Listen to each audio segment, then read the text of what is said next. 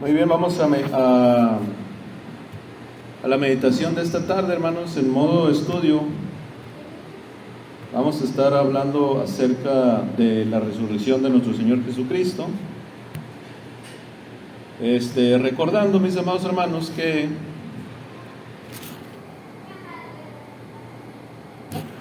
la resurrección de nuestro Señor Jesucristo pues forma parte esencial del Evangelio.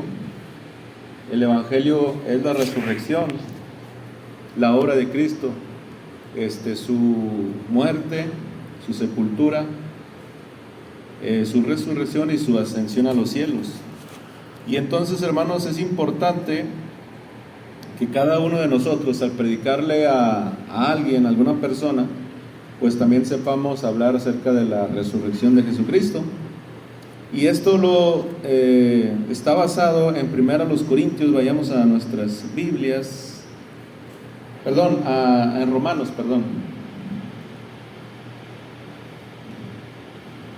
En Romanos capítulo 1, versículo 4.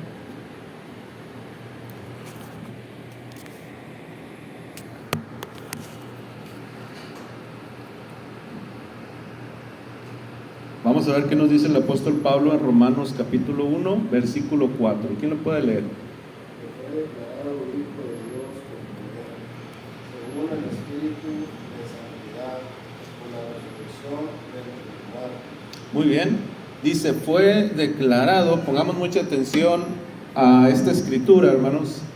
Dice que Jesús fue declarado Hijo de Dios con poder, según el Espíritu de santidad, pero dice por la resurrección de entre los muertos. O sea, aquí está basado nuestra plática, hermanos. O sea, Cristo fue declarado, otra vez hay que repetirlo, Hijo de Dios con poder, según el Espíritu de santidad, pero fue por su resurrección. Y este texto, hermanos, pues nos hace ver a nosotros la gran importancia que tiene pues este gran acontecimiento acerca de la resurrección de nuestro Señor y Salvador Jesucristo. Dice que Él fue declarado Hijo de Dios por este acto, por este hecho. O sea, ¿qué quiere decir, hermanos? Que si Cristo no hubiese resucitado, pues Él no hubiese sido declarado Hijo de Dios, ¿sí? O sea, es un hecho fascinante. Y el día de hoy vamos a estar hablando, hermanos, vamos a estar platicando para que ustedes puedan aprenderlo, para que ustedes puedan de alguna manera, mis amados hermanos, entenderlo muy bien y poder explicarlo a la gente. Ahora vayamos ahí mismo en Romanos. Leímos el capítulo 1, pero vámonos al capítulo 4, por favor. Romanos capítulo 4, versículo 25. Fíjense lo que dice ahí, hermanos. Romanos 4, 25, que Cristo dice, fue entregado por nuestras transgresiones y resucitado, pongamos atención, ¿para qué? Nuestra justificación. O sea, nosotros estamos justificados.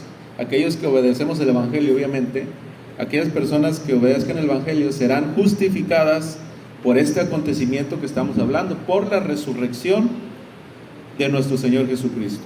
Nuestra justificación depende, óiganlo muy bien, hermanos, depende de la realidad de este gran acontecimiento, de su resurrección. Entonces, otra vez, decíamos anteriormente, que si Cristo no hubiese resucitado, no sería Hijo de Dios. Y aquí dice que si Cristo no hubiese resucitado, entonces no hemos sido, ¿qué? Justificados. Entonces, definitivamente, la resurrección es un acto sublime, hermanos, hermoso, porque nos justifica delante de nuestro Dios. Y obviamente, pues nuestra conversión a Cristo pierde significado, hermanos, si en realidad Él no resucitó de entre los muertos. Vayamos a un versículo más que nos lo explica también en Primera de Pedro, capítulo 1, versículo 3. Repito, Primera de Pedro, capítulo 1, versículo 3. Pongamos mucha atención, Primera de Pedro, capítulo 1, versículo 3.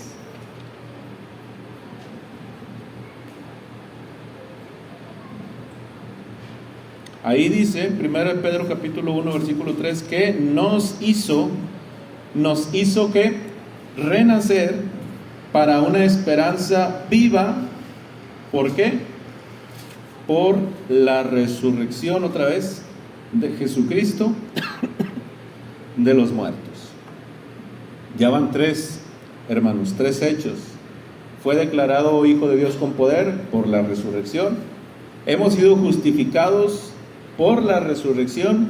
Y aquí nos dice que nos hizo renacer por la resurrección de Jesucristo. Fíjense todos los actos, todos los hechos, todo lo que conlleva esta gran verdad, este gran acontecimiento de la resurrección de Cristo. Y así que veremos en este estudio, mis amados hermanos, pues varias otras cosas que demuestran pues esta gran importancia de la resurrección de Cristo. Primeramente vamos a ver, hermanos, cómo nuestro Señor Jesucristo anunciaba este acontecimiento. Allá encontramos en el Evangelio de Mateo, primeramente, en el capítulo 12, Mateo capítulo 12, dice algo bien interesante ahí en el versículo 39 y el 40, pongamos muchísima atención. Mateo 12, 39 y 40. Fíjense, dice, Él respondió, está hablando de Cristo, Él respondió y les dijo: la generación mala y adúltera demandan una cosa. ¿Qué cosa? Señal. Pero señal, dijo Cristo, no les será dada, sino la señal del profeta Jonás. Dice el 39, ¿verdad? Y luego el 40 dice, porque, ahí viene la profecía, porque como estuvo Jonás en el vientre del gran pez 3 días y 3 noches, así, de la misma manera está diciendo Cristo, estará el Hijo del Hombre en el corazón de la tierra 3 días y 3 noches. Aquí estaba Cristo, hermanos, profetizando acerca de su muerte, ¿sí? Ahora, para que entendamos bien y no vayamos a caer en una errada interpretación, les voy a leer, hermanos, ¿qué significa el corazón de la tierra? ¿A qué se refiere Cristo cuando dice en el corazón de la tierra? Para que lo entendamos, pues vayamos a una versión más actual, para que ustedes lo comprendan. Les voy a leer el mismo pasaje de Mateo, versículo 39, pero fíjense esta versión, y aquí lo explica perfectamente. Les voy a leer el versículo 39. Dice: ustedes que son malos y no confían en Dios, me piden darles una prueba, dice Cristo. Pero la única prueba que les daré será la del profeta Jonás. Así como Jonás estuvo dentro del gran pez 3 días y 3 noches, así yo también, el Hijo del Hombre, estaré dentro de la tumba 3 días y 3 noches. A eso se refiere, ¿verdad? Cuando dice en el corazón de la tierra, en el sepulcro. Si Cristo iba a morir, iba a ser sepultado, a eso se refiere a esos 3 días y 3 noches, pero iba a resucitar. Y luego dice el 41, esta es la versión lenguaje actual, si ustedes quieren buscarla en Google, Biblia, lenguaje actual. El 41 dice: en el juicio final la gente de la ciudad de Nínive se levantará y hablará contra ustedes para que Dios los castigue, porque esa gente sí cambió de vida cuando oyó el mensaje que le anunció Jonás. Pero ustedes, dice, oyen mi mensaje y no cambian, aunque yo soy más importante, dice, que Jonás. Entonces aquí, hermanos, en pocas palabras estamos viendo cómo Jesús está anticipando su muerte. Ya leímos Mateo 16:21 con la señal del profeta Jonás, que estaría en el sepulcro 3 días y 3 noches. Ahora vayamos ahí mismo en el mismo evangelio de Mateo. Leímos el capítulo 16, vamos al 17. Mateo capítulo 17, versículo 9.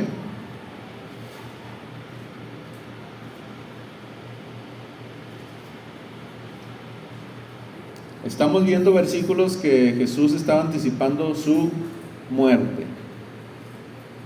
¿Qué dice, hermanos? Mateo 17, 9.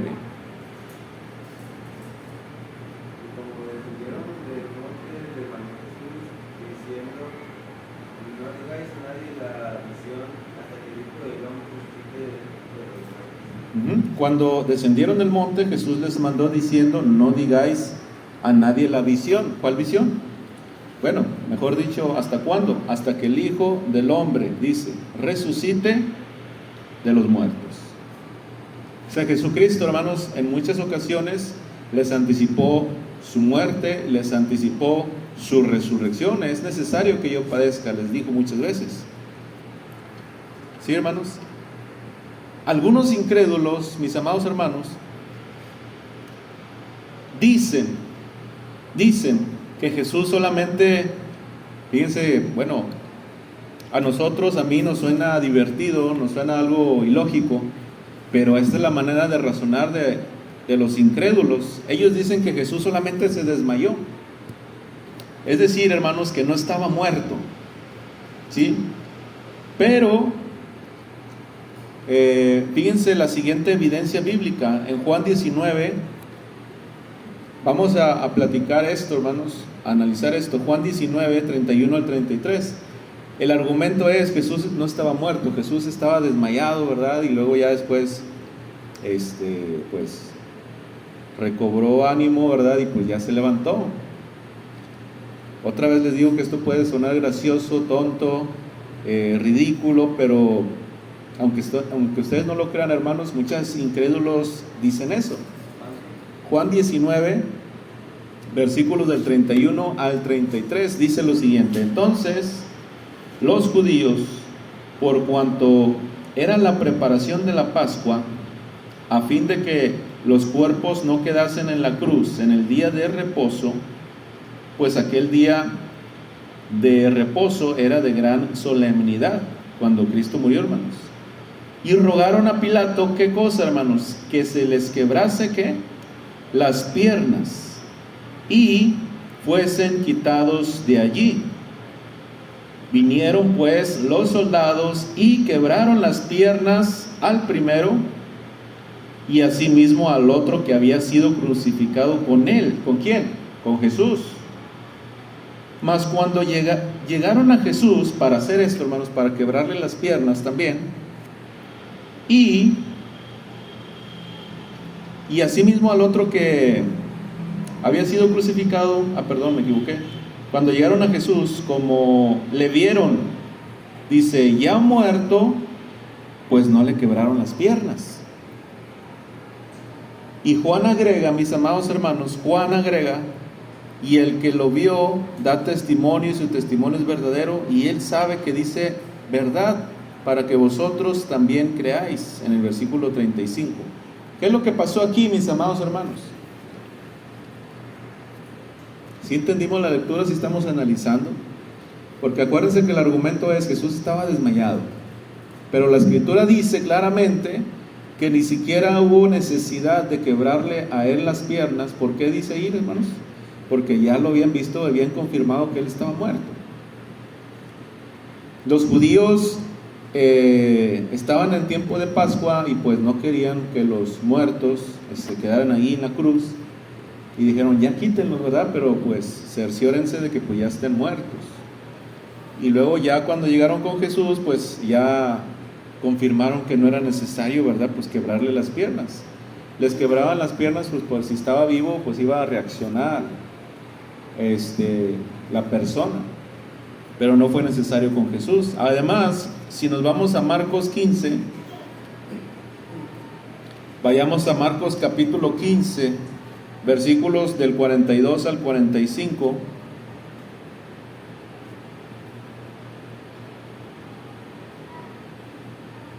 Fíjense lo que dice Marcos 15, 42 al 45. Dice: cuando llegó la noche, porque era la preparación, es decir, la víspera del día de reposo, José de Arimatea, miembro noble del concilio, que también esperaba el reino de Dios, vino y entró osadamente a Pilato y pidió el cuerpo de Jesús. Y Pilato, dice, hermanos, se sorprendió de que ¿qué? De que ya hubiese ¿qué? Muerto. Y haciendo venir al centurión, le preguntó si ya estaba muerto. E informado por el centurión, dio el cuerpo a José. O sea, nuevamente tenemos evidencia de que Cristo murió, hermanos. O sea, no hay duda de esto. Aquí estamos leyendo, hermanos. Y Nicodemo, también otro miembro del concilio, ayudó a José, mis hermanos, pues en la sepultura de nuestro Señor Jesús. Ahora, entonces, tales hombres eminentes que estamos leyendo en las Escrituras, sepultaron a un hombre vivo, hermanos, pues obviamente no es algo, pues como ya lo dije, ¿verdad? Algo ridículo de pensar que Jesús no estuviese muerto, que estuviera desmayado, que estuviera inconsciente, pero vivo. Pero no es así, hermanos.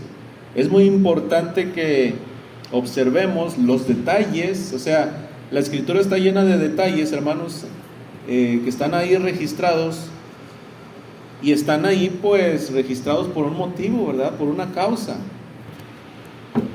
Juan era, hermanos, recordemos, Juan era un testigo pues ocular, él lo vio. Entonces podemos leer estos detalles muchas veces los leemos con diferencia, como que no tienen importancia, hermanos, y muchas veces llegamos a pensar por qué están ahí, o por qué son importantes todos estos detalles. Y bueno, hermanos, es que Jesús es muy sabio, Dios es muy sabio, y Él inspiró a hombres para que ellos pues redactaran palabras, cosas que muchas veces nosotros pues pasan desapercibidas, pero son muy importantes. Y precisamente porque hay incrédulos, mis amados hermanos, en el mundo, que dicen que Jesús no estaba muerto, que Él no murió. Y por eso, dicen ellos, no resucitó, es algo falso. Pero estamos leyendo, hermanos, que los que confirmaron que Jesús estaba pues muerto, ¿quién fue, hermanos? Eran los mismos romanos. Los mismos romanos confirmaron que Jesús estaba muerto. O sea, ni siquiera leemos en la Biblia que solamente cristianos, ¿verdad?, o discípulos de Cristo o apóstoles de Cristo escribieron de que Jesús estaba muerto, porque pues eso sí sería sospechoso. ¿Sí me explico, hermanos? Por ejemplo, cuando usted quiere probar algo y usted tiene testigos que son puros familiares suyos y amigos suyos, pues ahí sería sospechoso, diríamos, pues qué raro, ¿verdad? Todos los que son amigos de la hermana Beatriz Lugo, por ejemplo, nuestra hermana dice, no, pues es que, hermano, yo me caí y nada más me vio este familiar y esos amigos y estos amigos, ¿verdad? Suponiendo que fueran un caso, ¿verdad?, ante el juez, y que hubiera testigos y todos los testigos fueran nada más sus amigos y sus familiares, nadie más, ¿verdad?, fue testigo de eso, y dirían pues que es sospechoso. Pero aquí, hermanos, no fue así.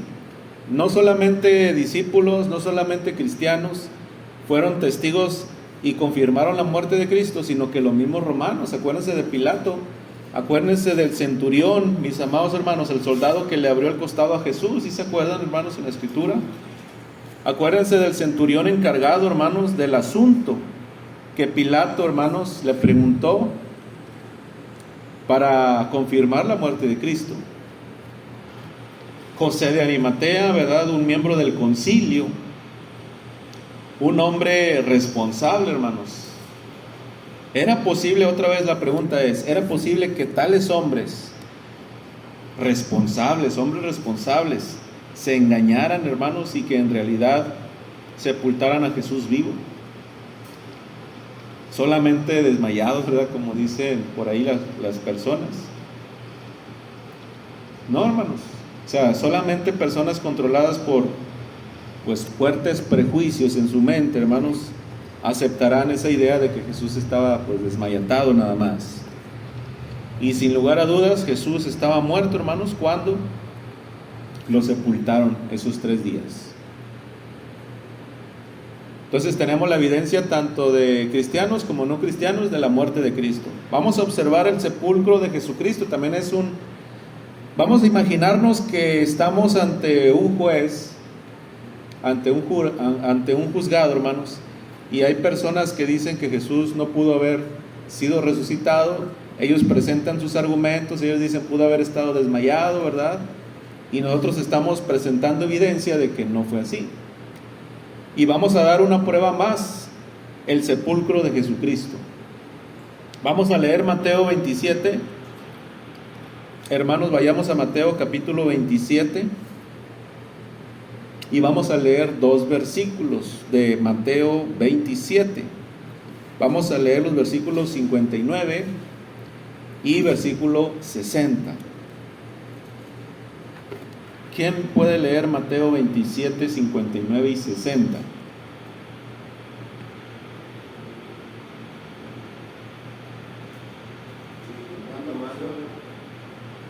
Tomando José el cuerpo, lo envolvió en una sábana limpia y lo puso en su sepulcro nuevo que había labrado en la tierra. Y revuelta una gran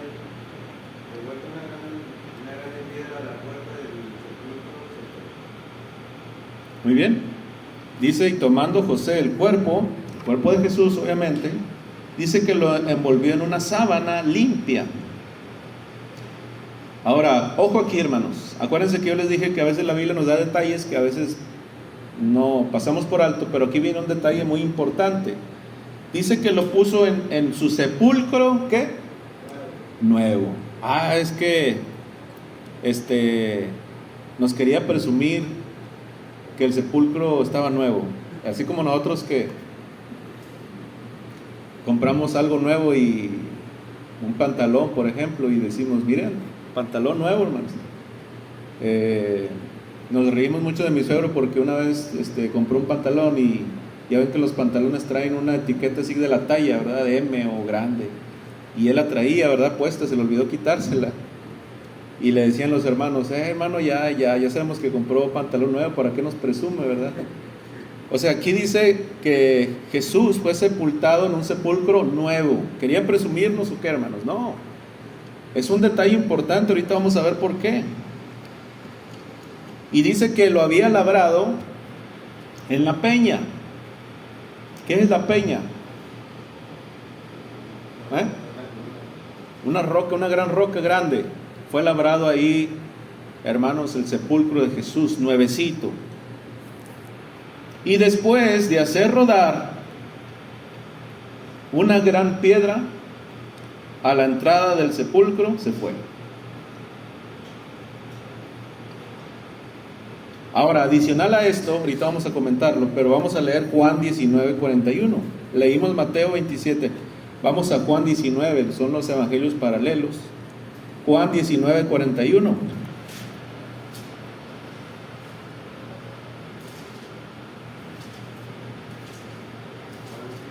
Juan 19:41. Ahí tenemos nuevamente este detalle.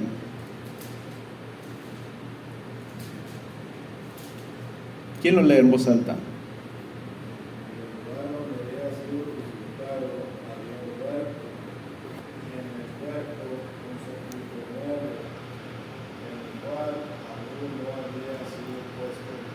Importante, hermanos, otra vez. Y en el lugar donde había sido crucificado había un huerto, y en el huerto un sepulcro otra vez nuevo. Pero nos da un dato adicional otra vez, así como para que, si no entendimos con Mateo ese detalle de que algo nuevo, aquí nos añade algo más. Dice, en el cual aún no había sido puesto ninguno. O sea, es como si la Biblia nos diera gritos, una gran señal, hermanos. Era importante confirmar, óiganlo muy bien, ¿por qué la Biblia dice que era nuevo y que nadie había sido sepultado allí? Porque era necesario, era importante confirmar la identidad de Jesús con respecto a su resurrección. Entonces, Cristo fue sepultado de una manera muy especial, mis amados hermanos, para evitar cualquier sospecha, cualquier duda, cualquier engaño, cualquier decepción. Al leer estos detalles, amados hermanos, nadie debe de pensar que fue así por casualidad, amados hermanos, sino que debemos de reconocer que todo lo que se llevó a cabo, hermanos, todo se llevó a cabo minuciosamente bajo la dirección de nuestro Dios para eliminar toda duda acerca de la resurrección de Cristo. Miren, ¿por qué decir que era un sepulcro nuevo? Que era una peña, una gran roca, y que ahí se hizo ese sepulcro. ¿Por qué decirlo? Miren, según la costumbre de los judíos, se sepultaban familias, como lo es también hoy en día, ¿verdad? Que están ahí en el panteón, ya los cajones, ¿sí? Y luego ya se entierran ahí, pues, a todos los familiares. Así era la costumbre judía. Y sepultaban familias juntas, obviamente, nada más que su sepultura no era como la de nosotros, ¿verdad? No eran enterrados en tierra, sino dentro de una cueva, en este caso de Jesús, de una peña.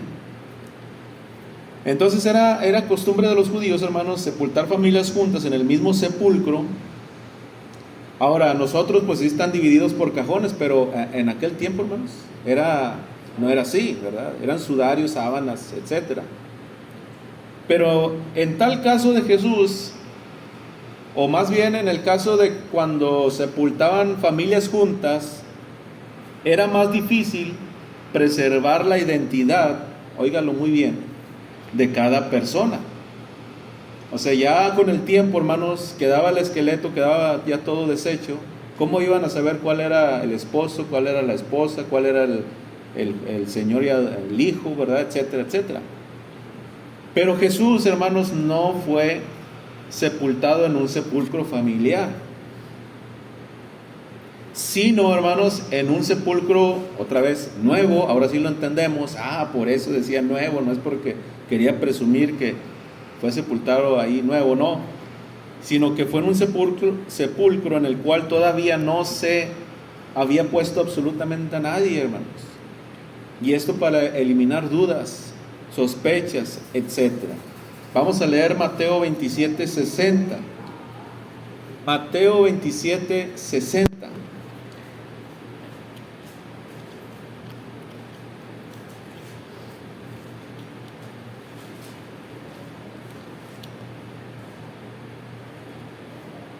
Bueno, ya lo leímos, pero otra vez.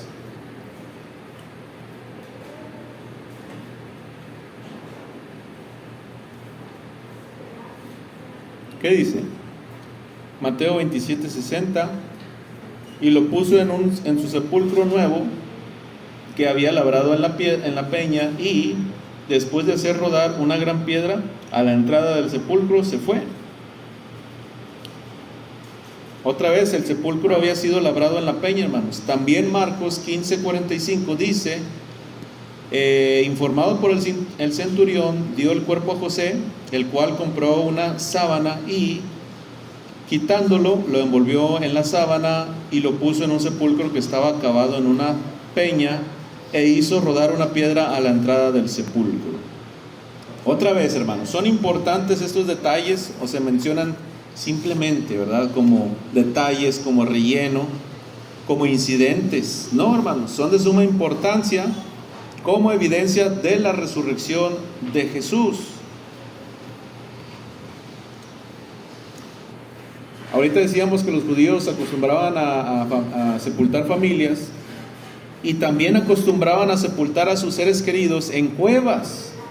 Es muy diferente una cueva a una peña, hermanos, ¿sí? Recordemos, por ejemplo, esa cueva en Macpela, hermanos, que la compró Abraham, allá en Génesis 23:7. Pero en tales cuevas era comúnmente, hermanos, hay túneles o había túneles en aquel tiempo. Y si el cuerpo de nuestro Señor Jesucristo se hubiese puesto en una cueva, entonces, hermanos, con más razón los enemigos, los incrédulos, podrían haber dicho pues que los discípulos llevaron al cuerpo, robaron el cuerpo y llevaron el cuerpo a otra parte, diciendo pues que Jesús resucitó. Por lo tanto, hermanos, el cuerpo de Jesús fue sepultado en un sepulcro nuevo, en el cual todavía nadie, dice la Escritura, se había puesto, para que no hubiese duda alguna, hermanos, acerca de la identidad de la persona sepultada y resucitada. ¿Sí, hermanos? Y era un sepulcro clavado, hermanos, pues en la peña, y por eso nadie podía decir, hermanos, pues que fue sacado, que fue robado por otra salida, por otra parte del sepulcro. Entonces, estos detalles que estamos leyendo evitaron toda posibilidad de duda. Por eso decimos que Dios es muy sabio, ¿verdad? Ahora, Mateo 27:60, que ya leímos, agrega un detalle muy importante. Dice: y después de hacer rodar una gran piedra a la entrada del sepulcro, se fue. ¿Sí?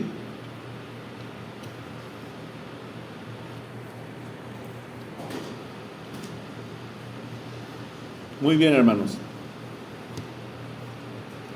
Fíjense ahora hablando de esta piedra que fue puesta a la entrada del sepulcro de Jesús. Fíjense la conversación que registra las Escrituras. ¿Dónde lo leemos? Esta conversación.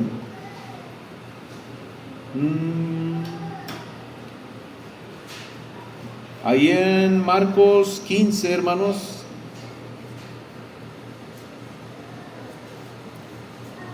Perdón, 16, Marcos 16, del 1 al 4.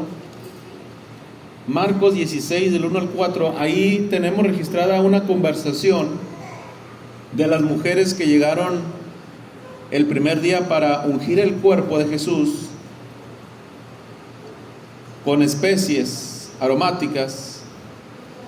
Fíjense qué dijeron, hermanos. Marcos 16, del 1 al 4. Léanlo, por favor.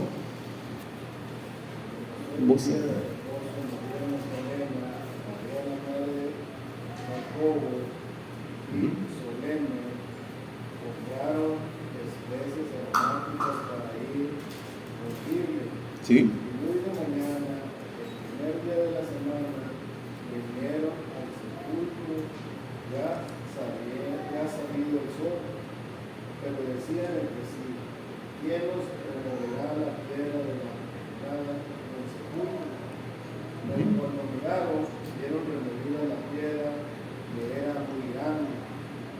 Muy bien, hasta ahí, hermanos. Otra vez, aquí tenemos registrada una conversación. Y no es porque la Biblia ya no tuviera los autores que escribir y dijeron, pues vamos a poner aquí la conversación de estas mujeres.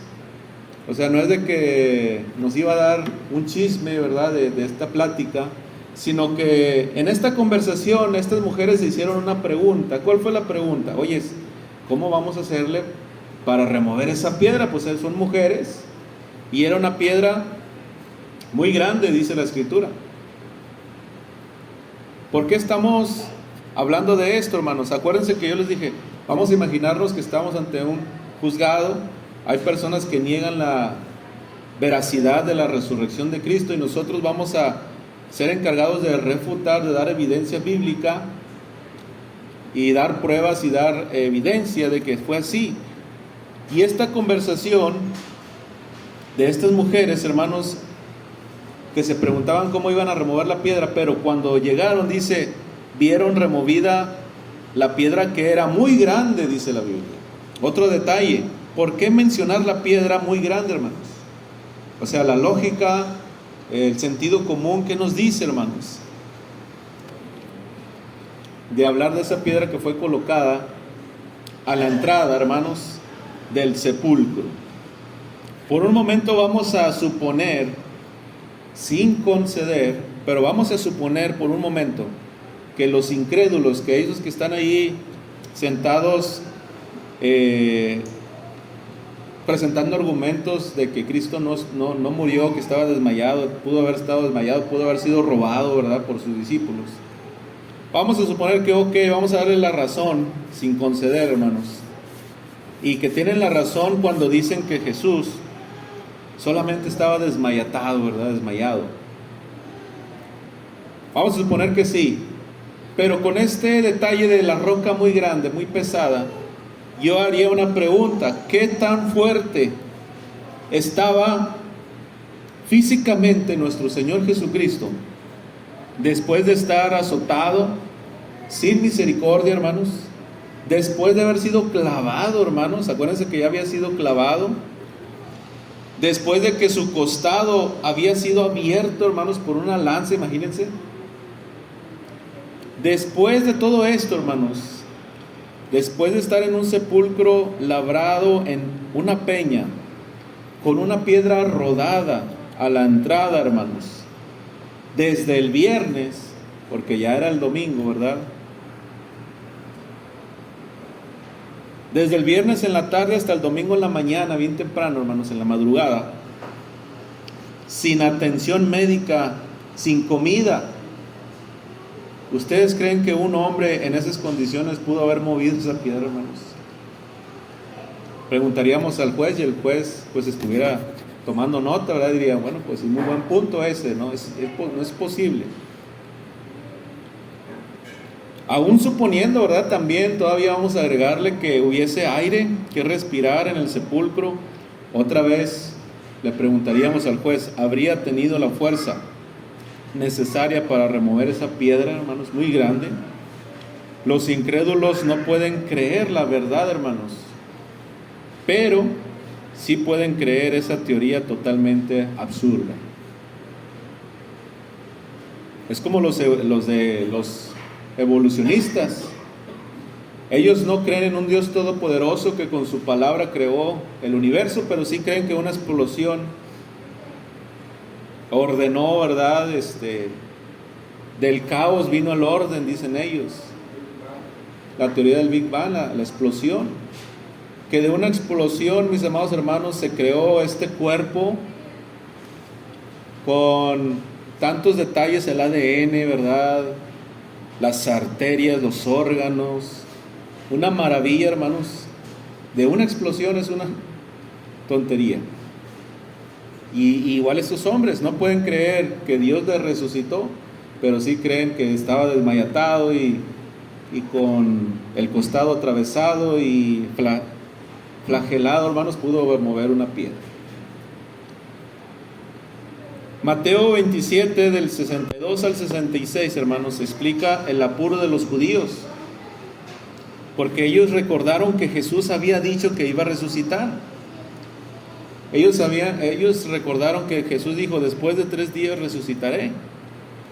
Y querían que los romanos aseguraran, hermanos, el sepulcro aún más. Sin leer la escritura, ¿ustedes se acuerdan qué hicieron los judíos con los soldados?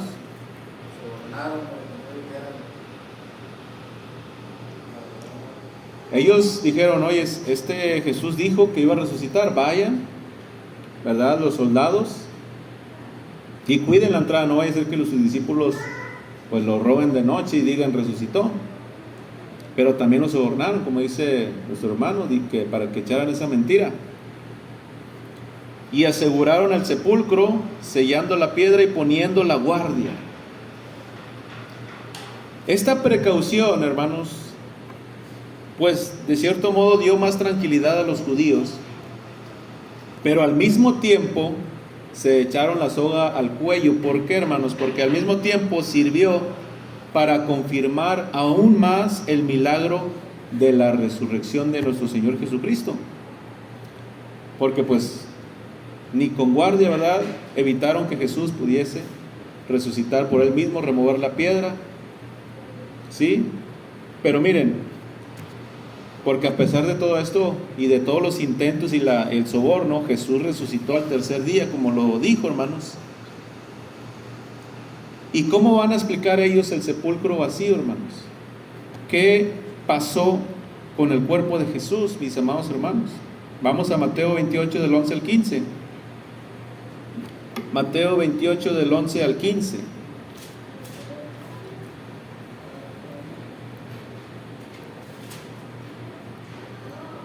Mateo 28 del 11 al 15. Dice: mientras ellas iban, he aquí, unos de los de la guardia fueron a la ciudad y dieron aviso a los principales sacerdotes de todas las cosas que habían acontecido.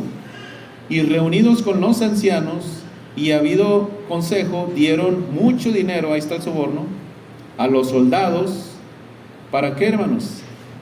Para que dijeran: decid vosotros, sus discípulos vinieron de noche y lo hurtaron. Fíjense aquí el argumento: vinieron sus discípulos de noche y lo hurtaron, estando nosotros, ¿qué? Dormidos. Y si esto lo oyere el gobernador, nosotros le persuadiremos y os pondremos a salvo. Y ellos, tomando el dinero, aceptando el soborno, hicieron como se les había instruido. Dice: y este dicho se ha divulgado entre los judíos hasta el día de hoy, es decir, hasta el día que se escribió ese evangelio. Pero pongan mucha atención, hermanos, porque si este argumento se presentara al día de hoy ante un juez calificado, un juez listo, inmediatamente hubiese echado a la basura ese argumento. Porque acuérdense cuál fue el plan de ellos. El plan de ellos era decir los soldados: los discípulos vinieron de noche mientras nosotros estábamos dormidos y se lo llevaron, lo robaron. Pero ¿pueden encontrar ustedes el error en este argumento, hermanos? ¿Sí o no? Ojo, ¿cuál es el argumento? ¿Cuál es la mentira? Se los voy a recalcar para ver si lo entienden. Estábamos dormidos y los discípulos vinieron y se robaron el cuerpo de Jesús. O sea, ¿cómo entonces pueden asegurar si estaban dormidos? O sea, por eso les digo que un juez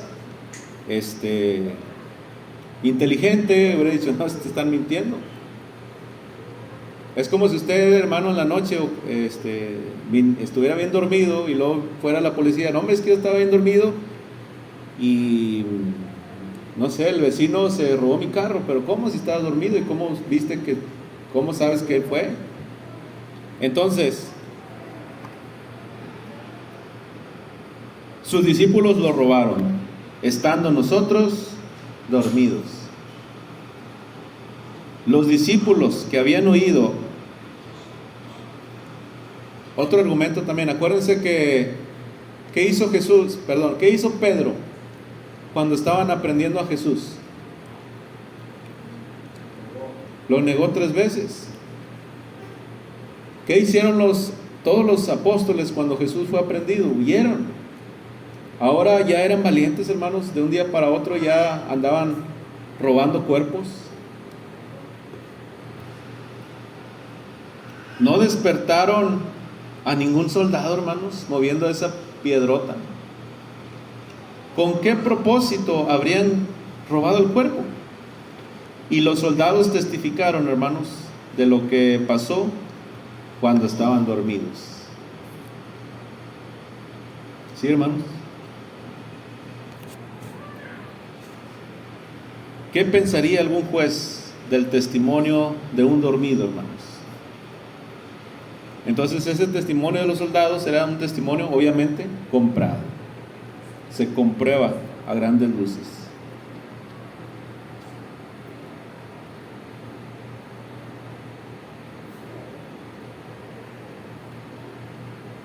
Conclusión, hermanos.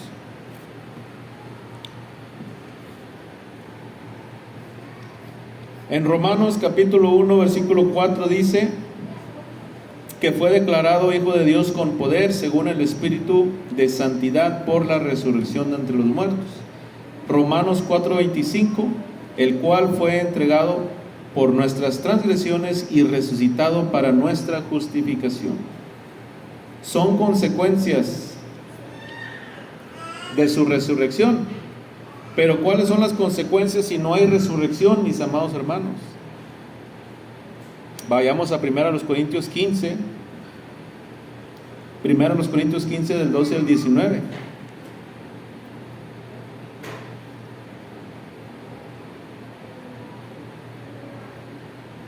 ¿Cuáles son las consecuencias de no haber habido resurrección? 1 Corintios 15 del 12 al 19 dice: pero si se predica de Cristo que resucitó de los muertos, ¿cómo dicen algunos entre vosotros que no hay resurrección de muertos? Porque si no hay, fíjense hermanos, si no hay resurrección de muertos, tampoco Cristo resucitó. Y si Cristo no resucitó, vana es entonces nuestra predicación, vana es también vuestra fe. Y somos hallados falsos testigos de Dios, porque hemos testificado de Dios que Él resucitó a Cristo, al cual no resucitó. Si en verdad los muertos no resucitan, porque si los muertos no resucitan, tampoco Cristo resucitó. Y si Cristo no resucitó, vuestra fe es vana, aún estáis en vuestros pecados. Entonces también los que durmieron en Cristo perecieron. Si en esta vida solamente esperamos en Cristo, somos los más dignos de conmiseración, de lástima de todos los hombres. ¿Sí notó usted, hermanos? Es como las fichas de dominó que usted acomoda, y si se cae una, ¿qué pasa, hermanos? Va tumbando todas las demás. Este versículo que acabamos de leer es como fichas de dominó, porque se va desde el principio. Si no hay resurrección de los muertos, dice, entonces Cristo no resucitó. Pues esa es la primera ficha que se cae, entonces Cristo no resucitó. Si Cristo no resucitó, tumba la siguiente ficha. ¿Sí? Vana es entonces nuestra predicación. Y luego tumba otra ficha, hermanos. Vana es también vuestra fe. Otra ficha tumbada. Y somos hallados, otra ficha, falsos testigos de Dios. Somos falsos, porque hemos testificado de Dios que Él resucitó a Cristo. Fíjense, hasta Dios se vería afectado si Él no hubiese resucitado a Cristo. Si en verdad los muertos entonces no resucitan otra vez, porque si los muertos no resucitan, tampoco Cristo resucitó. Y si Cristo no resucitó, vana es nuestra fe, aún estáis en vuestros pecados. Y entonces también los que durmieron en Cristo perecieron. ¿Sí se explica la escritura, no, hermanos? Entonces, sin la resurrección no hay nada, hermanos, no hay fe. Somos falsos. Dios, ahora sí estaría en duda la existencia de Dios, del poder de Dios. Y estamos totalmente perdidos. Estamos en pecados aún, hermanos, si Cristo no resucitó. Pero gloria a Dios, hermanos, porque Dios le resucitó. Y ahí de hecho se confirma la deidad de Cristo. Porque si usted le pregunta a un testigo de Jehová quién resucitó a Cristo, él va a decir ciertamente, verdaderamente Dios le resucitó. Y ellos niegan la deidad de Cristo. Y si vamos a las Escrituras, cuando Cristo habló de su resurrección, a los judíos, a sus apóstoles les dijo: derribad este templo y en 3 días lo reedificaré. Y los judíos, no entendiendo que hablaba de su cuerpo, de su resurrección, decían: ¿cómo si años nos llevó construir, verdad, este templo? Porque ellos hablaban del templo, no entendían. Pero Cristo, ¿de qué estaba hablando? De Él mismo, de su cuerpo, que iba a resucitar en 3 días. Pero dijo Cristo, derribarlo y yo lo levantaré. O sea, ahí estaba diciendo, yo soy Dios. ¿Sí, hermanos? Y ahí pues atrapamos a los testigos. ¿Quién resucitó a Dios? Perdón, a Jesucristo. Ellos dicen Dios. Bueno, entonces Jesús es Dios porque Él dijo, yo lo levantaré, yo lo reedificaré. Hermanos, que Dios los bendiga. Es importante hablar de la resurrección de Cristo. Es importante entender esta gran verdad. Que Dios les bendiga. Le dejamos el lugar.